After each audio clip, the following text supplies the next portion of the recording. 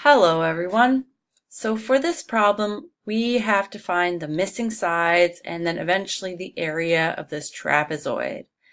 So there's a few missing sides, X, Y, and Z, and let's work our way through strategically in a way that let's find the easiest missing sides first and get to the more complicated ones when we have more work to work with. So let's start with Z here. We can just apply the Pythagorean theorem, which, to remind ourselves, is a squared plus b squared equals c squared, where c is the hypotenuse and a and b are the legs, or the two sides that stem from the right angle. So which one of these is unknown to us? We know the hypotenuse, that's c, and we know one of the legs, and let's call that one a. So we're looking for side b, which is called Z here. So let's fill this in with what we know, and let's rearrange this first so that it says c squared minus, I said a squared is equal to b squared. So c squared, our hypotenuse is 7, so we'll say 7 squared, minus a squared. A we said was going to be 6 squared, and our unknown side b is called z here, so we'll just say z squared.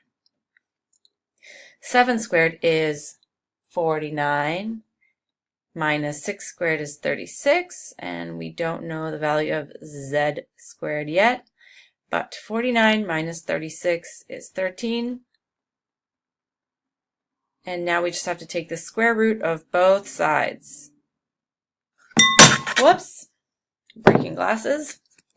So if you take the square root of 13, it is approximately 3.6. So let's label that in our diagram. I'm going to write z equals 3.6. Okay, that's great. We figured that out. Now let's find the value of this length x here. Give ourselves another section. Okay, so in this case, once again, we're using the Pythagorean theorem. We have the length of the hypotenuse. You see the little right angle here. And we have the length of one of the legs, 6. It's actually the same leg that we used, that shared with the triangle that we just figured out before. So if I have c squared minus a squared equals b squared, c squared, or c is my hypotenuse, that's 15. 15 squared minus a squared, a is 6. And this time my unknown side is called x. So I'm going to say x squared. Okay, so what is 15 squared? That is 225. 6 squared is 36. And I'm looking for x squared. Okay, so 225 minus 36 is 189. That's equal to x squared. So I'll take the square root of both sides, and I will find that x square root of 189 is approximately 13.7. Okay, so I can mark that down on our diagram here as well. 13.7. What is the next unknown side? It is y. Okay, but how do I get there? Y doesn't seem to be a part of any obvious right angle. So how can I create a right angle somewhere in this diagram so that I can apply the Pythagorean theorem? Now, if we look at this trapezoid, you can see these double arrow lines up here and also down here. And what that means is that those two lines are parallel to each other. So if I have two parallel lines and I have this other line here on the left, which makes a right angle, that means that there is a rectangle that I can create. So if I start over here at point C, and I go straight down at a right angle until I reach, can you please pretend that that is a perfectly straight line?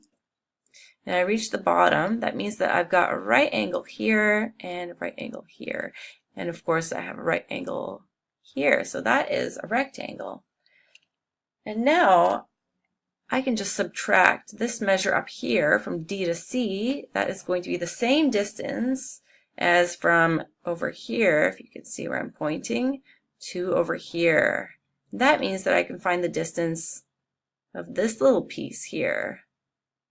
I'm just going to mark that over here. So how am I going to find that? I know that this entire measure we just figured out is 13.7. And I'm subtracting this measure here, which is 8. And what I'm left with is 5.7. So I know that this little piece here, from there to there, measures 5.7. And of course, the vertical part is the same as this side over here that we already used. It's 6. So now I have two sides of a right triangle. And I can find the last piece, which is y, which is the hypotenuse of that triangle.